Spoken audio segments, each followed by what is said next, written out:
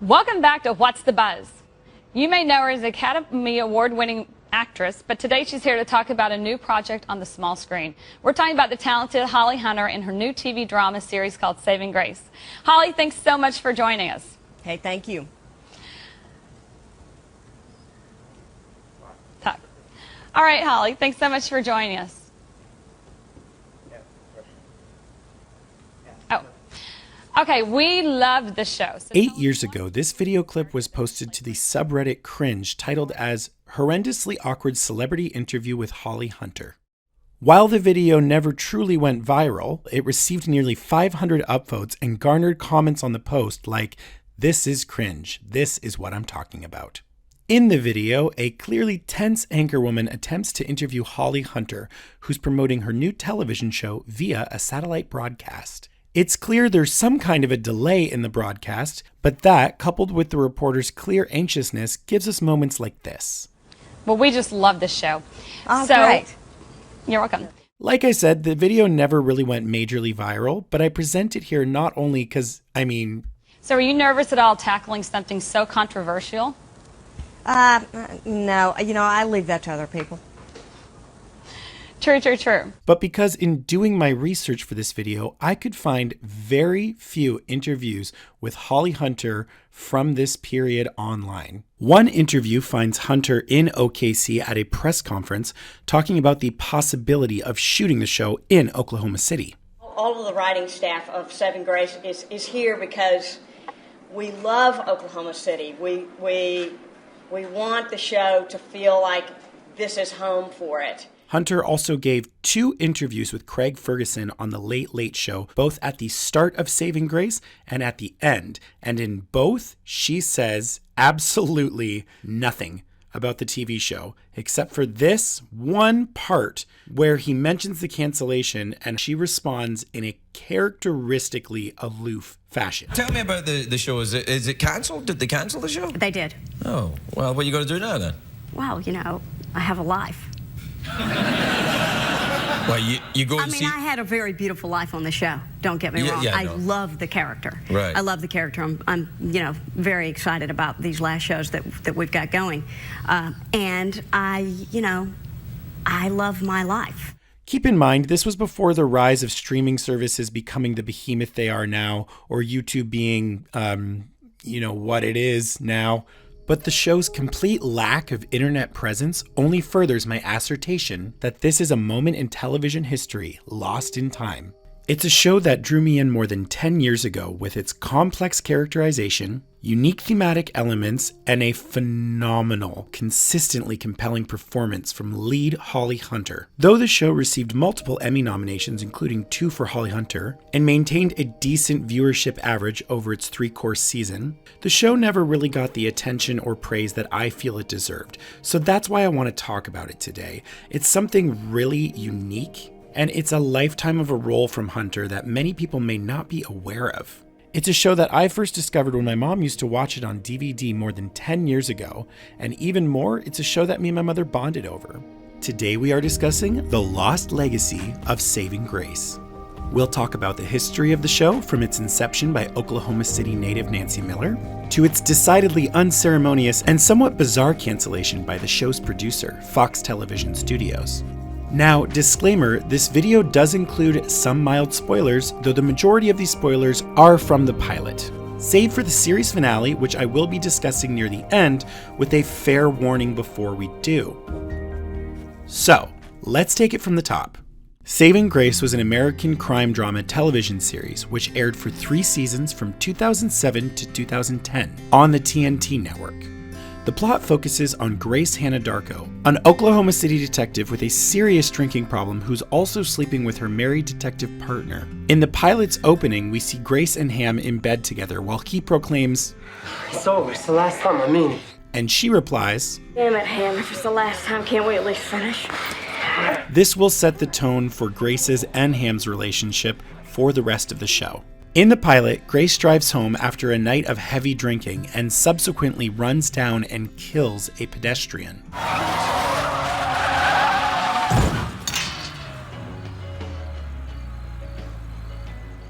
In desperation, she calls out to God for help. Dear God, please help me. And then, a scruffy, tobacco-spitting man who calls himself Earl suddenly appears.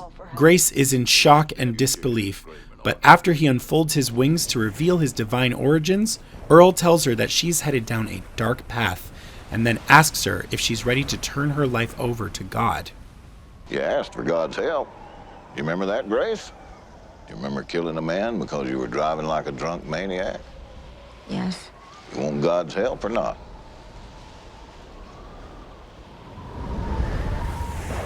Though she does not accept, when he finally disappears, the person that she struck is also gone, and it's as if the accident has never happened. The only evidence left is a small amount of the victim's blood on her blouse, which the next day she takes to her best friend and co-worker, forensic scientist Retta Rodriguez. With Retta's help, Grace discovers that the victim in her accident is actually a man awaiting execution on death row, Leon Cooley. When Grace visits Cooley in prison, he reveals that he has also had strange encounters with the man named Earl.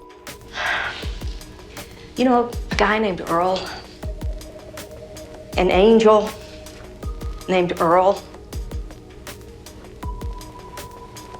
Man, that dude is always messing with me. The pilot does a quite fine job of setting up all the major story arcs of season 1. Grace's dangerous drinking habits, her long-standing illicit affair with Ham, her bewildering connection to a man on death row, and her call to action from God via divine intervention from a self-proclaimed last chance angel. Over the course of season 1, Grace learns that her and Leon are connected through Earl because God has big plans for the two of them. The details of this divine objective are unclear and never addressed head-on, though in season 2, Grace learns that Leon knew Grace's deceased sister, who died in the Murrah building bombing in 1995. And you became friends. She invited me and my wife out for pizza. We were supposed to go the next week, but the bombing happened. She was a nice lady. She was my sister. The OKC bombing is utilized as a plot point several times in Saving Grace, including the revelation that her sister would not have been at the Murrah building that fateful day had Grace not been hung over and therefore unable to watch her nephew Clay. I was gonna babysit you, but I didn't feel good. If my mom had come the day before, she'd be okay. That's right. The entire show was filmed in Oklahoma City and features several OKC businesses and landmarks, including the Murrah Building Memorial. Though the show dealt heavily with the subject of God, Saving Grace focuses more on spirituality and belief over ideology and religion. This is something that particularly attracted me to the show. However, that did not stop some critics from classifying the show as overtly religious or preachy. Reactions to season 1 were overall unfortunately mixed, averaging a 69 on Rotten Tomatoes. While critics disagreed with the show's handling of its heady themes, depictions of faith and angels, most, if not all critics agreed, Holly Hunter was giving the show the grounding and heart that it needed. I know you're not doing this because Leon Cooley changed your sister's tire. And why am I doing it? Because I can't even believe the shit coming out of my mouth. Earl said God had big plans for you. Can't deny that anymore.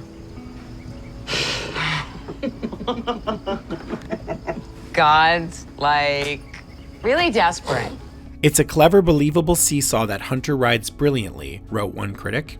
I'll stick around for Grace, said another critic, who is perhaps the most fully realized non-traditional female character on TV at the moment. And for the overall hard-edged attitude, which is completely at odds with what we typically expect from, faith-based television. On August 13th, 2009, the show's producer, Fox Television Studios, canceled the series. And despite its high ratings, they cited, and this is such a sign of the times, disappointing overseas and DVD sales. Yes, they canceled the show with good ratings because it had poor DVD sales. That is the ultimate proof that this show was in some ways a victim of its time. TNT had originally ordered a split 15-episode third season, with 9 episodes to be aired in the summer and 6 to be aired in the winter of 2009. Due to the show's cancellation, the summer season ended with 10 episodes, and in March 2010, TNT began airing what were advertised as the final episodes. These were the 6 remaining episodes of the season, with 3 new episodes added to give the series a little more closure. The final episode of Saving Grace aired on June 21st, 2010. So, let's talk about the finale.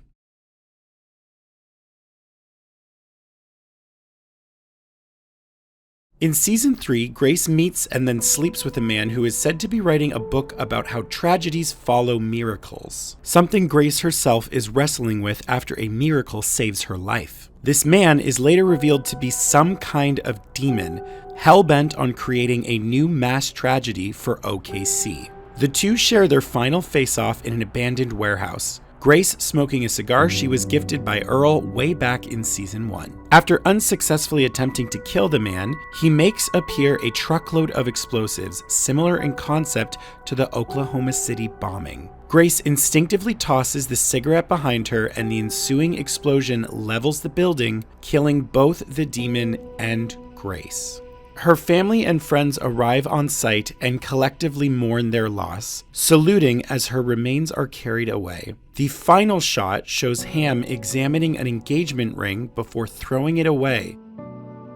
And with that, the show closes. Suffice to say, this ending was at best shocking and at worst unnecessarily gutting, said Holly Hunter on the finale. Well, there's so many questions that I think that she's confronted with, that she's required to ask at that point when she's a chosen person. So she has to ask, why am I chosen and what am I chosen for? And so, with 3 seasons spanning 46 episodes and 2 Primetime Emmy nominations for Holly Hunter, we have this mixed legacy, lost in time. But I will always remember it as one of Hunter's most distinct and versatile roles. A show that did not gloss over or glorify cops as saint-like or sin-free. And a show that overall demonstrated the power of love, family, and friendship. Thank you so much for joining me. You know, this is a show I almost never get to talk about because I actually don't know a lot of people who've seen it, save for me and my mom. She used to buy DVDs all the time, which is one of the reasons that I really grew into being a filmmaker and getting introduced to really great powerhouse actors like Holly Hunter from a very early age.